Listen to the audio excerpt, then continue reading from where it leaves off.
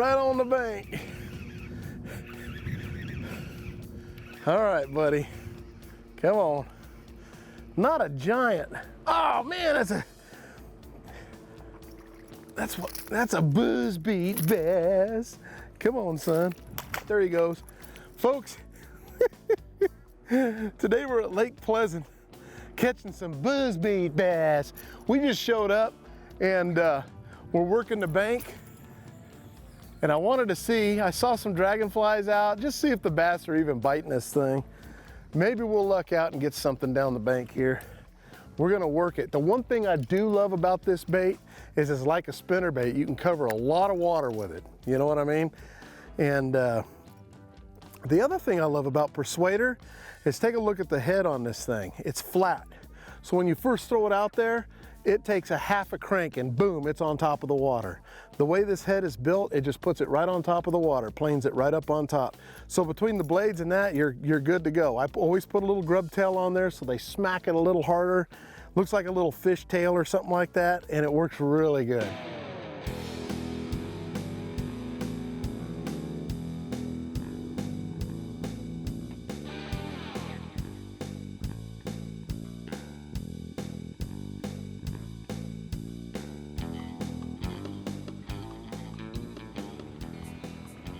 Oh, got him. He came right out of that tree. I got him. That's a good fish, too. Right out of that tree on that point. That's what I'm talking about, folks. Little swimbait fish. Come on. Ooh, don't you come out of there. Don't you come out of there. He stomped that bait right there at that bush off that point. You know, we've been fishing for a long time, folks. Look at that fish. Beautiful fish. Been throwing that buzz bait, trying to make it work, trying to make it work. Sometimes you can't force feed the fish, get a little bit under the water. That's a beautiful fish right there. We'll let it go. I caught that fish on my trusty old little dipper, the old little swim bait. You know, a lot of times you get in this clear water, what happens, especially with this breeze like this, if you know the fish are somewhat shallow, you just go covering a bunch of water with a little swim bait. And that's what we did here. Oh, man. That was a long time in between bites now, let me tell you. But this lake is really crazy. You know, you can get in the back. We went in the river a little bit today and caught that little buzzbait fish. And now later in the afternoon now, and I'm like, you know, we've tried some other stuff and it's just tough right now. I don't know what's changed, but it's gotten a little bit tough, and this is why they call it Lake Unpleasant. But I'll tell you, a lot of times just a little swim bait up shallow, get it around where the bushes are, where you think the fish will live. That's the main thing, is get it up there where you know the fish are living. I'm throwing this on a 20-pound smackdown braid line, and I've got a little 8-pound test leader, so that's why we got to take it easy on it. Throwing that with a little 3/0 wide gap owner hook, and that's how we're doing it right there. Hook that little dude up. Now, I've got a little tiny weight on the inside of this. It's just a nail weight, and what we've done is put a nail weight right in the head, where when I throw it out there, I can automatically start cranking it and it goes down. Because I crank this kind of pretty fast. I keep it right under the surface of the water, but it works out great. I've had a lot of fun with it. I'm using my Signature Series Taipan 710, my little swim bait rod, and it works out great. I can get a long cast with this 710, long cast. I love it. What happens is a lot of these fish set themselves up, we're ready for the shad to come by on these little bushes. They'll hide in those bushes, and they just wait for bait to come by, and they reach out there and grab it. Oh, there's one, got him. Oh, there he is. He's right by that twig. I almost thought I made the cast too short. And there he is. Oh, little patterns just once in a while help. Just something little. Something that simple, man. Come on. Come on. I got you. You ain't going anywhere. I'll just bring him right on up. Look at that fish. Yes. Right out by. Same thing. I came around the corner. I saw a couple of twigs coming out on a point, and look what we got. Another nice little fish. That's the thing. That's how you find a pattern, you know, is little stuff like that can make a big difference when you're in a tournament or just out fun fishing, trying to figure out what these fish are doing. Are they around rock, twigs? That's why you pick up a bait like this, or a buzz bait, spinner bait, crankbait, and you cover water. Because once you catch fish in a certain specific area, like say where I'm catching them with the little trees coming out on a point, or if you catch them around some chunk rock with boulders, whatever you do, you want to try to copy it, you know? And we just copied it. We went right around the corner. It's been 5 minutes since I caught that last fish, or the first one on this dipper, and we went right out there and caught him again. I know a lot of people are going to ask me, do you throw out there again? Well, might as well. You never know, there could be two in there. So I'm going to make a little longer cast. Just kind of bring it by and see what happens. My bait's a little tore up, but we'll see if we can get one to pop it in there. I was afraid that first cast I made in here, I made too short. A lot of times you like to try to toss right past the area you want to fish. You don't want to be right on top of it. You want to bring it through there. You usually go right side the bush, left side the bush, and then go right in the middle, man. Oh, I had one follow it out. He didn't get it, but I had one follow it out. Okay, so after having that one follow it out, what I'm gonna do is try something I haven't done yet, and I'm gonna grab this little Nico rig and throw it out there. He went back over towards the area. I'm gonna throw out there and see if I can get him to bite. Just kind of throw it out there and let it fall down. See if we can get lucky. I won't waste a whole lot of time doing this, but man, if you get a follower and you get a chaser, sometimes it's good to get out there and throw a worm or something right back after it. Here we have a couple of little bushes. Let's see if there's anything at home. You always make sure that you put yourself in position to make the cast. I can't stress enough, and I fish with a lot of folks in tournaments and these pro-ams and these. You get a co-angler that wants to throw way up in front because he's trying to hit the bush before you get there, things like that.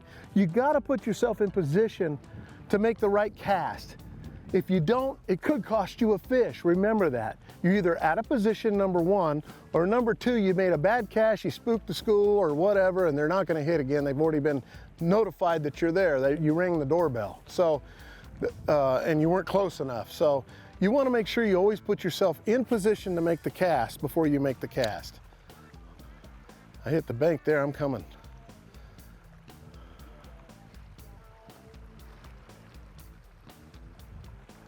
Be nice if there was one there, that's for sure. Oh, there he is. That one's a little bit smaller one. Oh, he came off, that's okay. Catch and release. I wasn't expecting that little guy. That means there was one in there. He just wasn't very big. It's nice when you're at least getting bit, even if it's a little bit smaller one, you're still getting bit off those areas. One of the reasons I like this 710 rod that I'm throwing, made by Taipan, is because it allows me for a longer cast. And when you're in clear water with little swim baits, that's the key, is long cast. Another reason why I put the weight in there, so I can get that extra longer cast. A lot of guys will throw these weightless, and there's nothing wrong with that. They work great. But I'll get another few feet or 10 feet or whatever longer cast just by sticking that little tungsten weight in there. And I can move it a little faster too.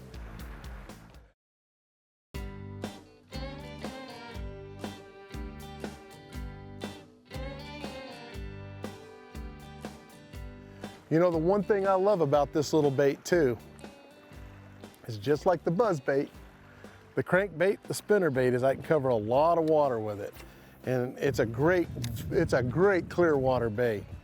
So I'm just gonna take and throw that little dude, and you can see how fast I'm retrieving it. Of course, the boat's moving, but man, I'll tell you, I'll keep that thing coming, just barely under the surface.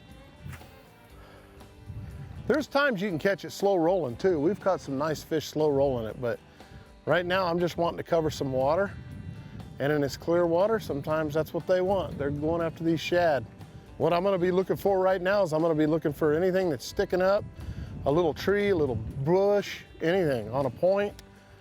But I still wanna go down the bank and cover some water. So you just never know what's up there shallow. You know, on that last fish that I caught, I actually threw over the bush and I had to bring the bait over top of one of the tree limbs and it popped off and then came down. And as soon as I started cranking it, he hit it. Okay, here's my bait. I want to show you how I put that nail weight in there. This is a tungsten nail weight. So what I'm doing, a 30-second or something like that will work really good. I'm going right up underneath, right where the hook starts, is supposed to start, the hook line in the bait right here, right at the beginning, under the chin, and just drive it straight through. You almost want it to be kind of an upward position. Diagonal upward, so you can kind of see how that weight's almost coming through. Now what I'll do is I'll take this bait, hook it up to my hook like this. So we take it, bring the hook down, right, bring the hook or the bait to the bend of the hook, bring it out on the bottom of the chin. It's going to be right before the weight, okay? Bring it all the way down to the eye of the hook and then turn the hook where it looks like this. It's not in there yet. And then there's a little channel there for you to bring this bait up just a little bit. You want it as straight as possible, and boom. I bring the hook out and then I kind of bring it back and just kind of what we call skin it. I don't want the hook exposed. Anytime the hook's exposed, I don't get nearly bit as enough and it doesn't look nearly as natural in the water. So that's the bait right there, okay? Now, let's get back down here, throw this, but I want to show something real quick about this kind of bait. When you throw it and reel it in, you don't want your rod tip high. So when you throw it out there, you make a long cast. And what's neat about that weight is that allows me to have a longer cast as well. But instead of bringing the bait up like this, like you would a buzz bait, what you're wanting to do is make a cast, and you want to keep it down. So I'll make the cast, boom, bring my rod tip down almost touching the water and start reeling fast. And that bait's just right under the surface, just like that, okay? That's how easy it is. If you keep your rod tip down, the bait will sit right under the water, right under the surface. You'll be able to do it all the way back. If you leave your rod tip high, it's going to bounce out of the water. It's not going to look as natural, and you're going to have all kinds of trouble. You'll have to reel it a lot slower. I can reel it extra fast when I put my rod tip toward the water, okay?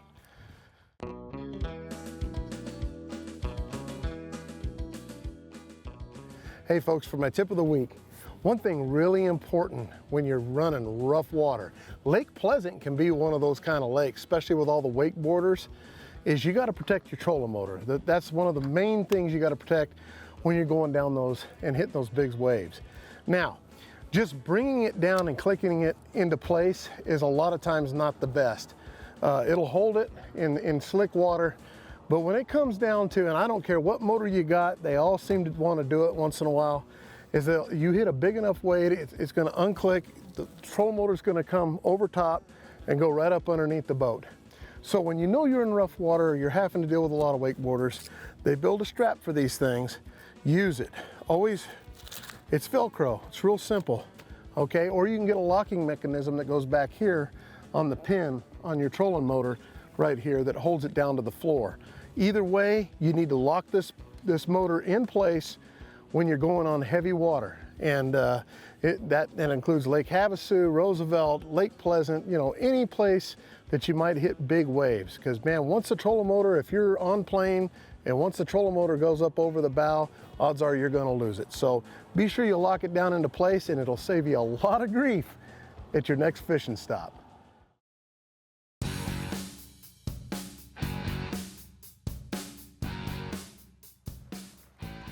Got him. That's it. That's the pattern. Come on, bud. Come on. That is it, man. I'm telling you, this is the third time we've gone by a point that's got a brush pile on it like that. And Caught a fish. Now, come on. On a tough day, trying to figure these fish out, we find out. We can get them. Look at that. Nice fish. I was hoping that sun would come out right as I threw up there for a good reason too, because a lot of this kind of fishing that I'm doing, like with this particular bait, the fish have to be able to visually see it really good. So with that sun out, that really helps a ton. I'll tell you what, I'm gonna have to put a new one on. This one's done. You know, we've covered a lot of water, and we've covered just the last 2 coves, and found out that, hey, we get on these little brush pile points. Now, if it's just rock right there, I haven't been getting bit. You almost have to have that brush coming out, some kind of brush pile out there for them to be sitting in. That's not deep water, but it's something for them to hide in to ambush prey, and that's what they need sometimes. Just a flat bank with just rocks on it sometimes don't cut it. You need something for them to hide in, and that's what they're using right there.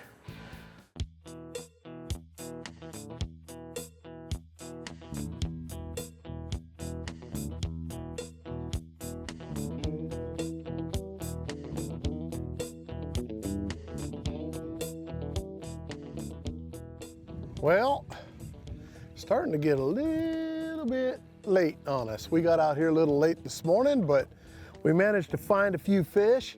You know, Lake Pleasant can be that lake unpleasant of a day as well, but sometimes you can make lemonade out of lemons, and that's kind of what we did today. You know, we caught a buzzbait fish early this morning, but actually it was in the late morning, and I thought it would get a little bit better, and it never really picked up. So going to this little swim bait really helped us a bunch. Getting off on some of those trees right off the bank there a little bit. There's very few of them. The isolated ones seem to be the ticket for us today. If you get into a bunch of them, it really wasn't as good. So if you find like one isolated little tree or something like that, it seemed to work out great for us. But we had a great time. Pick yourself up some little swim baits. The Little Dipper is what that's called. And don't forget that 3/0 owner wide gap hook, all right? And get yourself those little nail weights I was telling you about. You get a lot longer cast. And if you really want a good long cast and a great rod that works good for that, my signature series, this 710 Elite series, the Taipan rod is the way to go for this. I promise you, you'll catch a lot of fish on it. Today we teamed that up with the Platinum Series Bass Pro Shops reel. It's got the fast retrieve, so you can get it in there quick, and you don't have to reel yourself to death. You can kind of just get a good steady crank on it, and you'll get that bait in pretty fast. But I've had a great time on the show. Hey, we'll catch you next week right here. I'm Johnny Johnson. Now, see, that's what I'm talking about, folks.